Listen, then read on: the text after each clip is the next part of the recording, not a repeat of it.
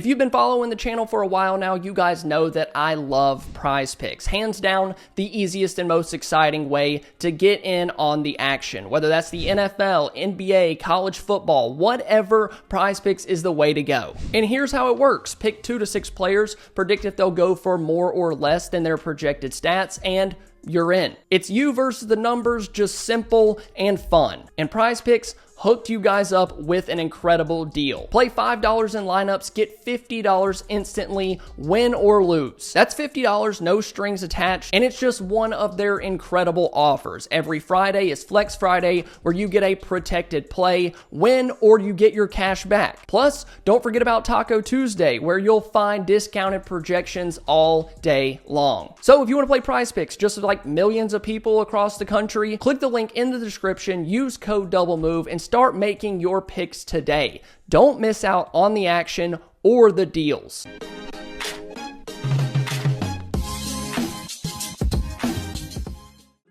Well, the Cowboys season ended yesterday after the Commanders win over the Eagles. So last night's game against the Bucs really didn't mean anything in the grand scheme of the 2024 season, at least for the Cowboys. It did mean a lot for the Bucs, which makes this win even more impressive to me. And a lot of people are really mad about this win because it made the Cowboys draft pick worse for 2025. But at this point, I don't even care, because what a win. Probably Dallas's best of the season. I thought last night was huge for a lot of different people in this organization, and at the end of this video, we're going to talk about 2 standouts that I think are going to have to change their plans for 2025. So let's start this video with standout number 1, and that was Cooper Rush. 26 of 35 on the night, 292 yards. He had 1 touchdown, didn't throw an interception, and had a 108.3 passer rating. Now, I don't think that Rush is the reason that you won this game, but he did do enough. He probably had the best half of NFL football in his career. He was dialing it up. I think he had over 200 passing yards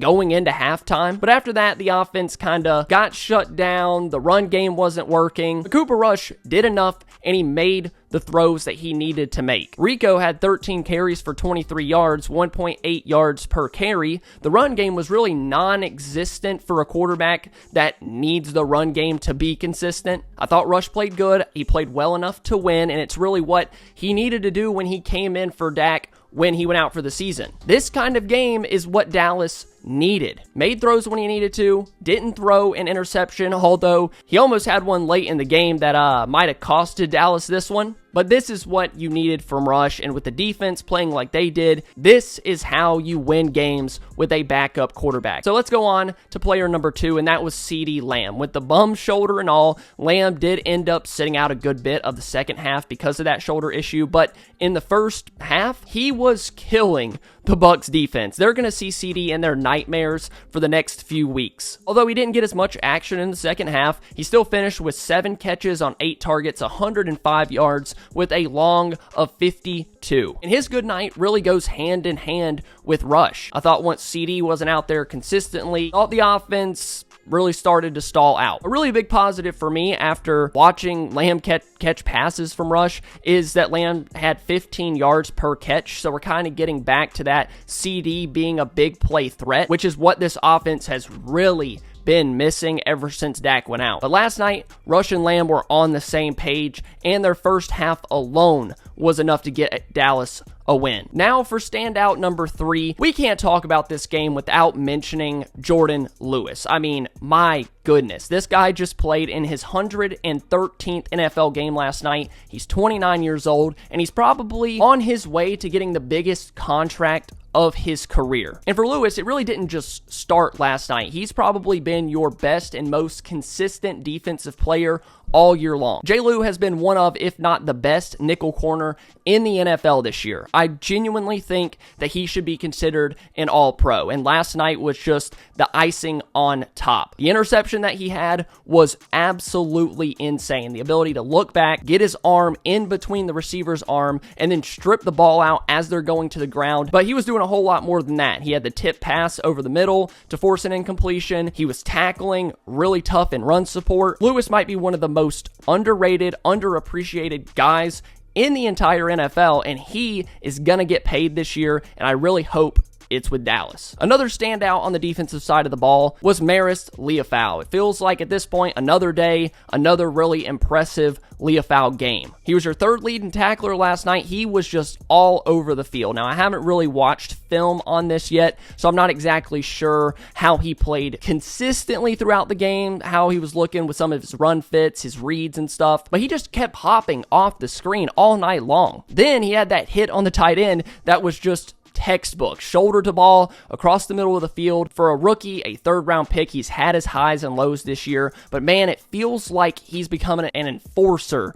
for this team across the middle. If anybody is going to hit on that defense, it's going to be him. And last night, the Dallas defense really set the tone for this game, and I kind of feel like it starts with Marist. Staying on the defense, we're going to just kind of go over this, but it was Micah Parsons. He didn't stuff the box score. He didn't have any 2 or 3 sack game, nothing crazy like that. And as Chris Collinsworth kept saying on the broadcast, the Bucs came into this game and said, we can't let Micah ruin it. But let me tell you somebody that didn't ruin the game, probably saved it, and that was my next standout, Brandon Aubrey. Aubrey is literally a cheat code for this team. He won the game for Dallas last night. He was 4 of 4. He had a long of 58. I think 3 of those 4 field goals were over 50 yards. He had 14 points. 14 points went to Brandon Aubrey last night. Dallas needs to go ahead and give him, a 10-year, $100 million contract. We'll call it a day. He was fantastic. And with an offense that,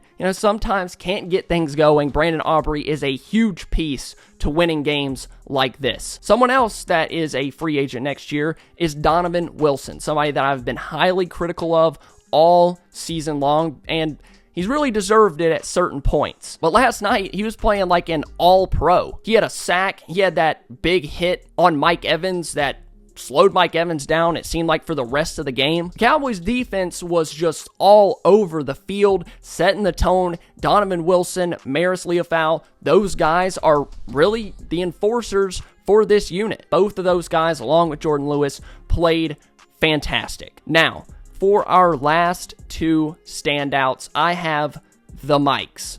Mike McCarthy, Mike Zimmer. I'm going to tell you guys now, and I'm sure a lot of people have been saying it, I think there's a big chance that we see both Mike McCarthy and Mike Zimmer back in 2025. This was the kind of game I think Jerry was waiting for. It was on prime time. They're playing a potential playoff team, somebody with a winning record. And even if you don't think the Bucs are all that good, Cowboys get a big win with their season already over. They were knocked out of the playoffs. This didn't matter. This game mattered a whole lot more for the Bucs. Their playoff odds went from like 85% if they won this game down to 44% because they lost. So to beat a team like that when your season literally doesn't matter, I think it puts the Mikes in the best situation they've been in as it relates to keeping their jobs next year. And honestly, I don't think I'm really that mad about it. I can't really fault anyone for thinking that was pretty impressive. Dallas is on a nearly 5-game winning streak. If it wasn't for that crazy whatever mishap against the Bengals, Dallas would have won 5 games in a row. And it sounds crazy coming from me because I've wanted McCarthy gone all year long. I'm pretty sure I've been saying it since week 3. But when you look at the injuries that this team had, the defensive resurgence, the Cowboys offense with Cooper Rush, the 3 12-win seasons in a row, whatever you want to look at, it does make sense. And I'm kind of at the point now, if it's not Ben Johnson, it's Mike McCarthy for me. I don't think the money makes sense for Ben Johnson and Jerry Jones paying a guy that hasn't been a head coach. Do I think McCarthy is the best play caller in the world? Absolutely not. But do I think he's the worst head coach in the world? Absolutely not. You don't win 36 games over the course of 3 years and you're a bad coach. I don't love his offensive scheme. I don't love the play calling. But the fact that this team is rallying the way that they are, playing as hard as they are against a playoff team when their season doesn't even matter, it does say a little bit. And then for Mike Zimmer, the defense kind of seems to be coming around. Guys are getting back healthy. You're getting some pieces back. And Dallas nearly held the Bucs to less than 20 points in this game, and it would have been the first time that that's happened since week 3 for the Bucs. Cowboys defense is one of the biggest reasons that you won this game. So shout out to Mike Zimmer, shout out to Mike McCarthy. Let me know down below in the comments, do you guys want to see Mike McCarthy back in 2025? This is going to be a hot topic of discussion as the year concludes after the Super Bowl, February and March, it's going to get interesting. So let me know down below in the comments. I hope you guys enjoyed the video. If you did, please leave a like and subscribe to the channel. I love you all, and I'll see you guys later this week. And if I don't see you before, Merry Christmas to everybody and Happy Holidays. I love you all, and I'll see you next time.